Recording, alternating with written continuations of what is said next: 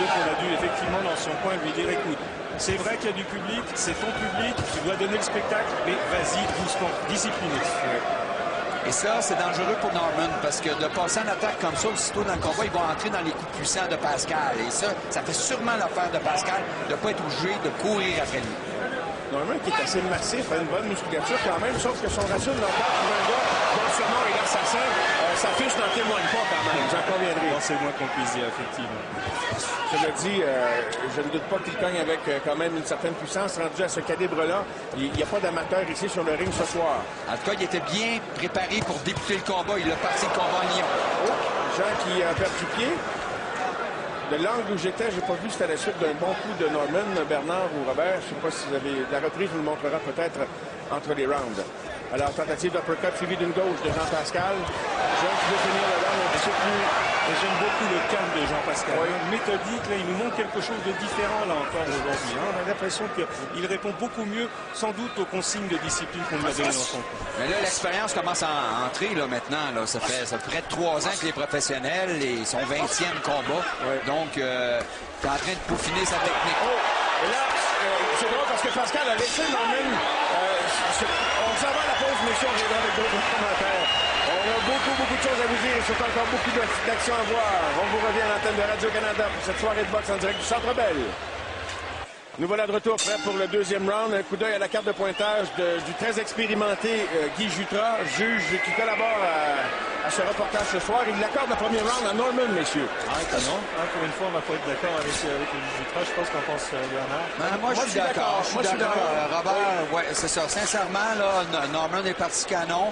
Il est peut-être une des raisons aussi, c'est qu'à sa dernière performance sur le ring, il avait surpris Tracy Sneed, qui avait une fiche de 23 victoires, une seule défaite, et il avait gagné une décision contre lui à Springfield, Missouri. Donc là, il est sur une bonne séquence, 3 victoires consécutives, et là, il a l'occasion de faire un choc au niveau international en battant un top 5 mondial. Mais j'ai bien aimé, moi, la maîtrise et comment ensuite Jean est revenu avec une belle maîtrise et il a bien fini son round. C'est la beauté de la chose, c'est que tout le monde a son regard sur le combat et d'ailleurs, jusqu'à maintenant, quand même, Norman est celui qui dépense le plus d'énergie à établir son autorité sur le ring. Peut-être que Jean ne se sent pas agressé sérieusement, ne sent pas le besoin encore de hausser le ton ou d'augmenter la cadence parce qu'il l'a fait de façon très sporadique jusqu'à maintenant. Mais je pense qu'il n'a pas encore ouvert la machine, Jean, et pour le moment, eh bien, il laisse travailler son adversaire intelligemment. Et d'ailleurs, dans son coin, Marc Ramsey, son entraîneur, avait l'air bien content à la fin du premier. Alors, les deux sont au centre, pas beaucoup d'accrochage, 2 bons coups au corps de la part de Jean, deuxième à portée d'avantage. Les ajustements ont été faits dans le coin là maintenant. Les entraîneurs, Jean est bien encadré avec Marc Ramsey, Michele Moffat, Ross Amber. Donc là, il est beaucoup plus solide dans ce début de deuxième round. Il a été la majorité du temps au centre du ring et Norman est un petit peu moins volontaire maintenant, il est plus hésitant. Il a senti la puissance de Pascal. Oui, bonne remarque. Je pense que même si les coups ont été rares de la part de Jean, il a senti l'impact. On l'a vu reculer sur un de ses coups d'ailleurs. Ça, je pense que c'est l'observation très bon échange, 2 balles consécutives de Jean-Pascal au grand plaisir de la fouille. Il a envie d'enchaîner avec une combinaison au corps. Et là, pour la première fois, il s'élance à l'attaque avec plusieurs coups consécutifs. Première réplique de Norman là, sur cette séquence. L'uppercut tenté par Pascal, ça finit avec la gauche au visage. Et Jean-Pascal qui a fait toute une réplique avec beaucoup d'autorité en train de lui dire bon, si tu veux qu'on ouvre la machine, on va l'ouvrir. Et il a frappé beaucoup plus au corps au deuxième round. Et Jean-Pascal est un boxeur sournois. Donc, on le voit pas venir. Il travaille souvent en crochant contre-attaque. Et là, c'est sûr que Norman s'est aperçu que là, c'est quoi un top 5 au niveau mondial. Il sait qu'il a un gros contrat sur bonne gauche. Bonne gauche. Norman a reculé sous l'impact. Et ce qui me rassure, là, c'est que Jean ne semble pas ennuyer par son épaule. Parce que normalement, quand il est ennuyé quelque part, il est plutôt démonstratif.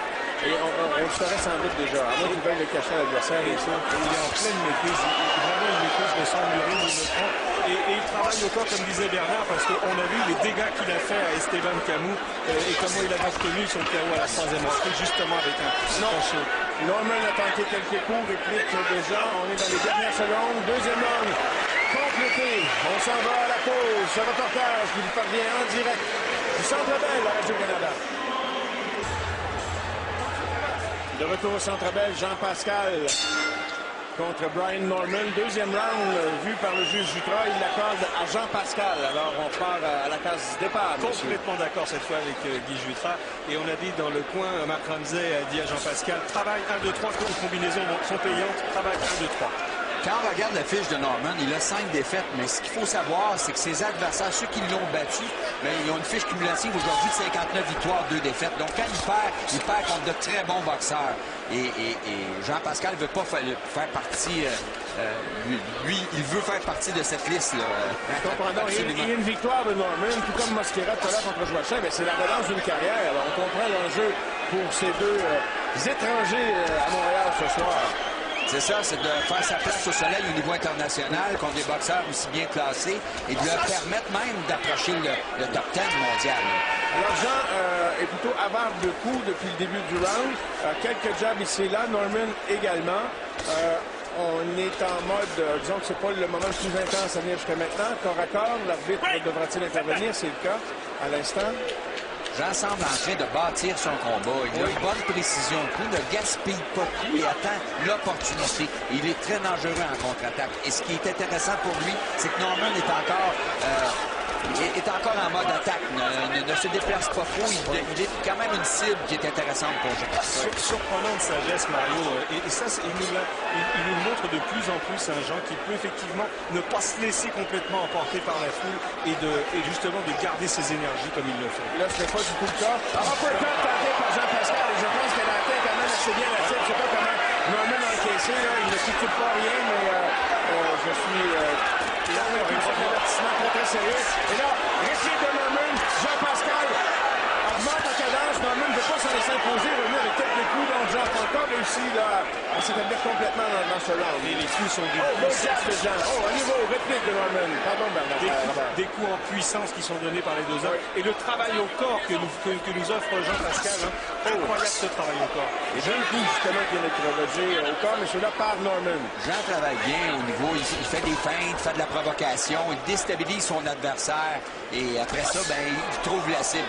Donc, jusqu'à maintenant, ça va bien pour lui et Norman, lui, ne veut pas s'en laisser imposer. Défend chèrement son territoire. La garde est bien haute du côté de Jean-Pascal. Il doit prendre Norman au sérieux quand même. La garde est bien haute du côté de Jean-Pascal. Il doit prendre Norman au sérieux quand même. Une gauche qui a percé la défensive de Jean-Pascal. Jean tente de revenir avec le jab. Solide cogneur, hein. Norman, effectivement, on nous l'avait dit, que c'était un cogneur et un bagarreur, et bien il nous le démontre. 10 secondes. Dans les derniers moments, nous allons rester ici entre les rounds. On pourra peut-être entendre ce qui se passe dans les coins, ce qu'on dit, de quelles recommandations il va tomber. Ça se termine sur cet échange. Deux athlètes qui se respectent, comme on avait vu le plusieurs spectacles, je dirais pas amical, mais respectueux à la fin de l'échange. Alors, revoyons quelques séquences, messieurs. Jean qui frappe avec beaucoup d'autorité. Hein. Jean, il nous montre une puissance de coup. Et là, justement, hein, Norman qui réussit à loger, contre-attaque de Jean qui a été moins efficace sur celle-là. C'est une séquence très échevelée et Norman, effectivement, est beaucoup plus large dans ses coups que Jean. Et... Allons dans le coin de Jean-Pascal, messieurs. Je ne sais pas si on va réussir à entendre quelque chose. Pour ça que tes pieds soient plus larges que ça un petit peu. On travaille en combinaison. Pour le moment, ce que tu fais, c'est 1, 2 et 1. Je veux 1, 2, 3. Sors le coche gauche en même temps. Alors, ça la combinaison. Il y a comme des lèvres, les deux. Unique avec tout le bruit qui a ici la musique. Là, il faudrait lire sur les lèvres. Et malheureusement, on ne voit pas les lèvres de celui qui parle. Mais on peut deviner cependant quand même. Hein? On a entendu au moins 1, 2, 3. Encore une fois, travail en combinaison. C'est ce qu'on peut en déduire, en tout cas, de la part de Marc Ramsey. Et c'est certain que le crochet de la main avant de Jean va aller au corps très souvent parce qu'il trouve son chemin. Beaucoup plus de réussite, hein, Bernard, au corps depuis le début. Et évidemment, à force de frapper au corps, eh bien, c'est la garde qui descend. Et c'est ça le but. Deux athlètes qui montrent une forme